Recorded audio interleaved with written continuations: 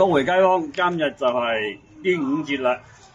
呢啲就係我哋惠州惠東好出名嘅粽仔嚟嘅，我哋叫做粽仔鹹粽。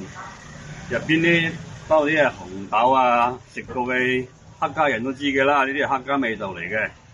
入邊咧全部都係嗰啲蛋黃。有啲半肥瘦嘅嗰啲瘦肉，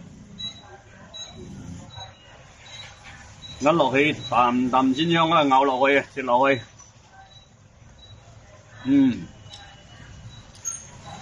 要照鏡嗰啲豬油同埋嗰啲鹹香加埋落去，真係好好食。可以試下。